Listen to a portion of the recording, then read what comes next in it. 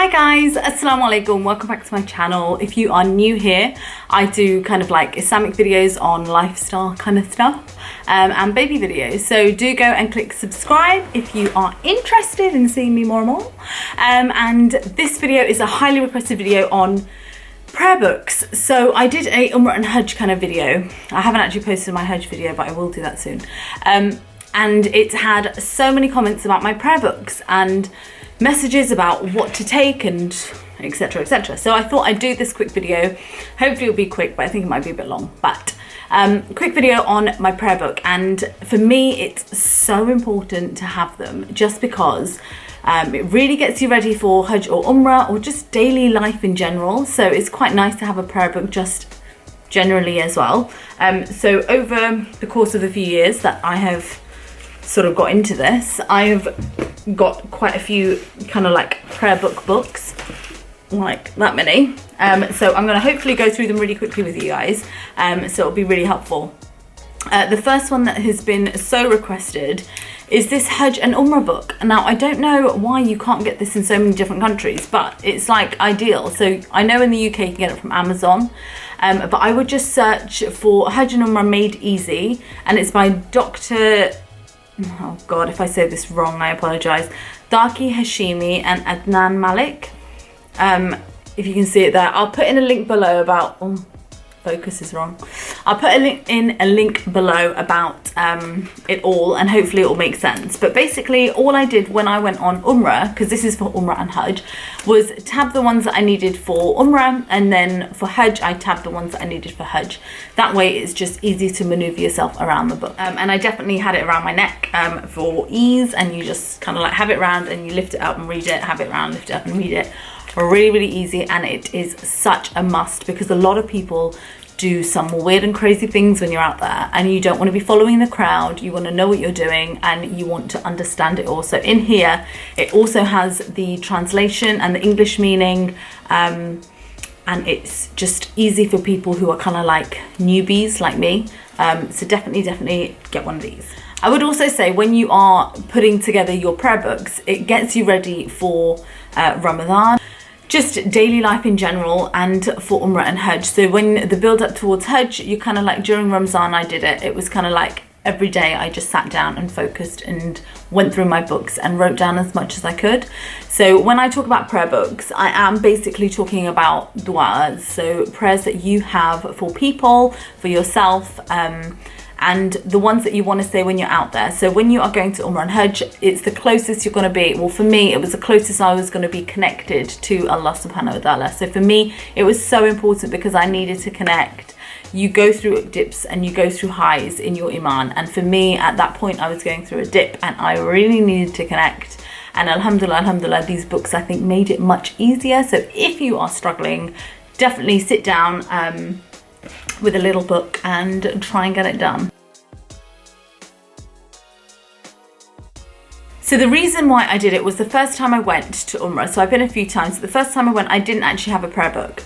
I had like one of these small ones, but I had just like bullet points in them. So I was like, oh, when I get there, I'll remember. But when I came back, I was like, oh my God, I could have done so much more, because when I was there, I was just repeating the same dua again and again and again. And I will challenge you guys to sit there for even just 10 minutes, put a 10-minute timer on your phone, sit there and do as many prayers as you can to God, and just think about how many you can get done.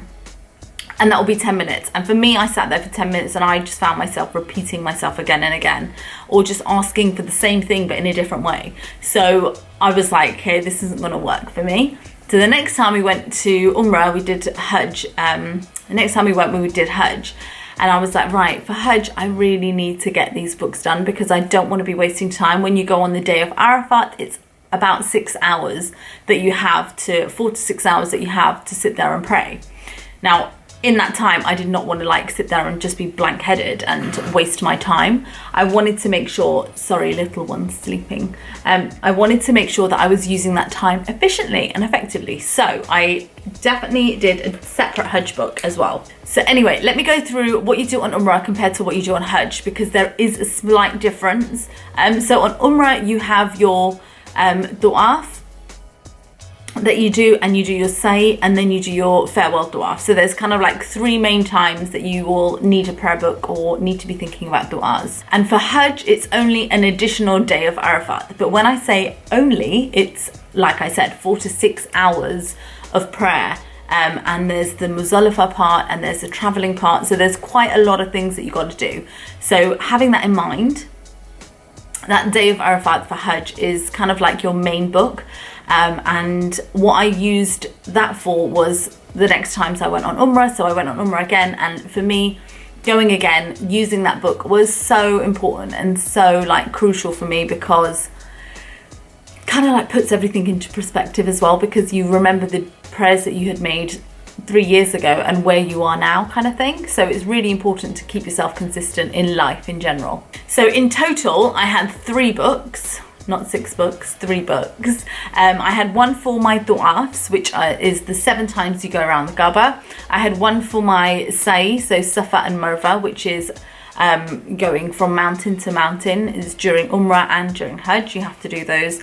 And I had a separate book for that. And then I had a completely separate book for the day of Arafat. So that was kind of like my Hajj book. Now, if you do run out of prayers, you can always use those books again and again. So there's nothing to say that you can't do that, of course. It makes sense to keep on going over the books. So for me, during the day of Arafat, I went through my book like twice, because there is that much time. So the more you can write down, the better. And I wrote down so much. So, well, compared to what I normally write down. So definitely spend time and think about it. So for my Tawaf book, it was really important for me to have enough to say during the Tawaf. So it's 7 times you go around from corner to corner. But in the last corner to the last corner, to the black stone, it's a different prayer that you have to say. And that is in this Hajj and Umrah Made Easy book. So that's a must. But for the 3 corners that you have, I definitely took a small book like this.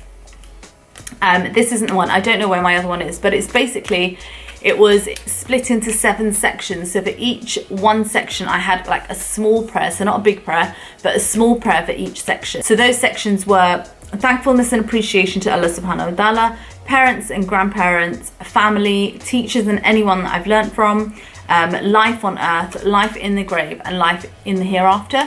So having those 7 sections was so important for me, because that was everything that I actually wanted to pray for, and having them in the little book, it kind of reminded me. And also at the top of the pages I wrote 1, 2, 3, 4 to 7, and that way I could keep up to date on what Tawaf I was on, because when you're going around, it is so easy to forget how many you've done. By the time you get to number 4, you're kind of like, how many have I done? Have I done 3? Have I done 4? Have I done 5?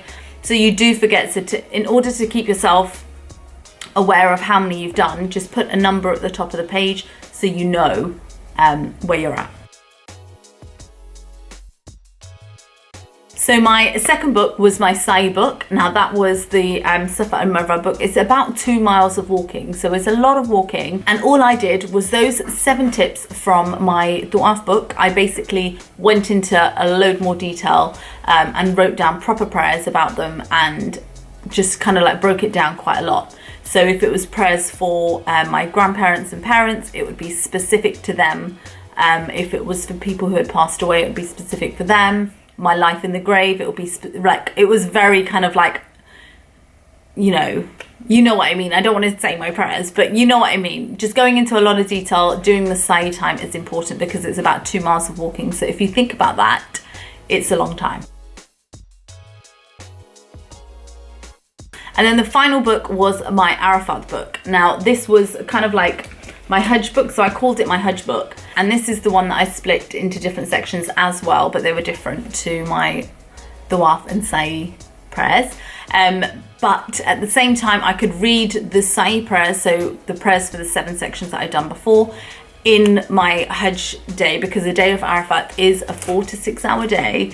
It's a long time that you're going to be sitting there and praying. Don't waste your time faffing around with lunch and food and things like that, because hopefully you would have watched my What's Packing Your Hajj video and known that when you go on the day of Arafat, to take some snacks with you in your backpack, so that you don't have to wait for your group to give you lunch. You can just, after you've read Zuhr and Asr combined on that day only, you can go straight and start reading and praying and just snack while you're praying, because you need that energy to keep you going. You need your right headspace. I would definitely try and find a quiet spot. It's really busy on the day of Arafat and you'll have tents everywhere, but find a quiet spot, sit down with your chair, umbrella, fan and all your books and just pray. Don't waste time is my kind of like key thing to take away on the Hajj video as well, especially, is just don't waste time on the day of Arafat. I've seen people sleeping in tents, and I've seen people just like faffing around and talking, just like, I know people who would die to be here and you're like sitting here sleeping.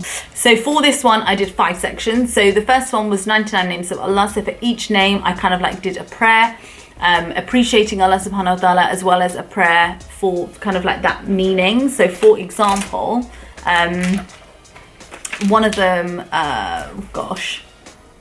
so Al-Wadud, the most loving. So I did explanation of what the prayer, what the meaning of the name is, and then I did an appreciation and then a prayer for myself. So the most loving. So Al-Wadud, Ya Al-Wadud, increase my love for you and help strengthen the connection. I want to build a strong love for you, and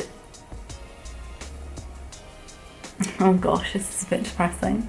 Of that more than a mother for its child. So just, I mean, this goes on and on and on, but it's quite nice to read them again and again and again.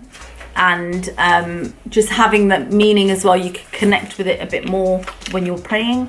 The second part was prophetic prayers, so like prayers from the Prophet. The third one was Quranic prayers, and the fourth one was just general prayers for me, for this life, for the grave, for the afterlife, those kind of things. And the last one was for other people, so prayers that other people have said to me to do for them, or if they haven't, I just kind of like did my own for them. Because people will say to you, can you do this for me, can you pray this for me, and you don't want to kind of like let them down and half-ass their prayer.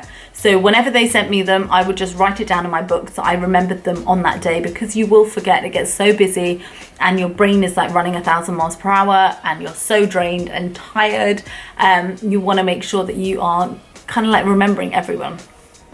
So yeah, I did that, and I had them in tabs, so I knew, okay, maybe the general prayers I want to go back to and I want to do a bit more. Yeah, there's just quite a lot in there. And if you think about it, writing that much of prayers is quite a lot, but I went through that book 2 times. So if anybody is kind of thinking, oh my God, this is going to take me forever, start during Ramadan or start during, you know, the weekends that you've got off, and just sit there and think about life in general. It's really, really important. Right, so they're kind of like my Hajj and Umrah prayer books that I think that is really, really important. Another one that I would say is The Fortress of the Muslim. This is really good for travel prayers and just when you're going to the market and things like that. It's really good just to have on board. I've got one in the car, I've got one at home, and I should actually have one in my bag, but they're just good to go through, and it's daily prayers in the morning and in the night really, really help. So daily izkar is really, really important, and they're all in this, and this has got everything in it. This is such a good gift to give people as well when you come back. So you've got the price tag on it still. Anyway, it's a really good gift to give people when you get them back. I got this from Saudi Arabia when we went, and it's such a nice like thick leather cover. It's not kind of like the little books that you get, they just fall apart. This has been with me for like 3 years, so it's quite a good book to have.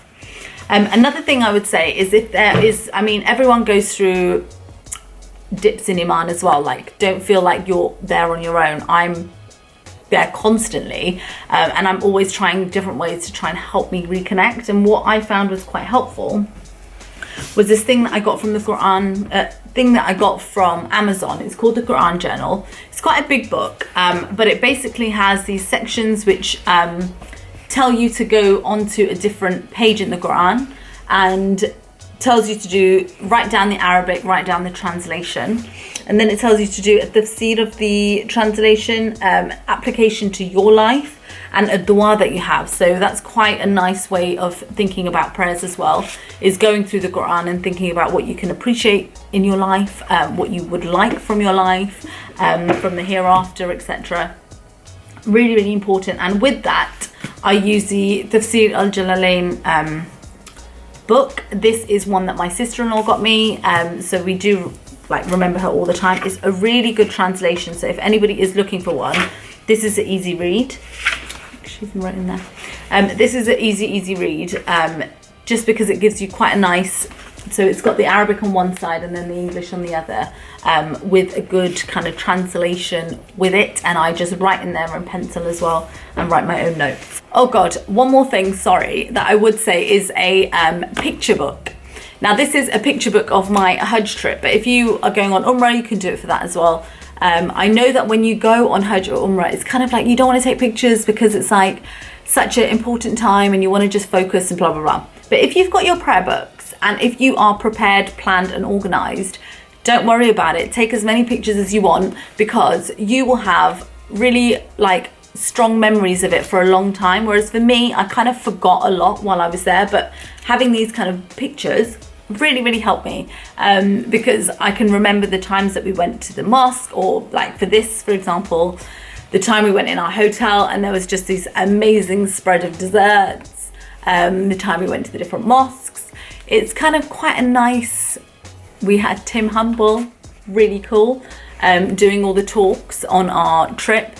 And I do need to write on the side my experiences while I was there, and I haven't actually got around to doing it. So if you do one of these, do it fairly soon, because you'll forget like I have. But it's quite important to have something like this just for memories. I can show my kids the first time I went on Hajj and my memory book. I hope this video has been helpful, and if anybody is going to Umrah or Hajj, please do keep me and my family in your du'as. It's so important, like for my kids, everyone, and inshallah I hope the prayer books are helpful for you and you can sit down and go through them, because it really helped me. Inshallah, I'll see you guys soon. If you haven't done so already, please do go and subscribe to my channel to see more of me, and inshallah I'll see you guys soon. Take care. Assalamu alaikum. Bye.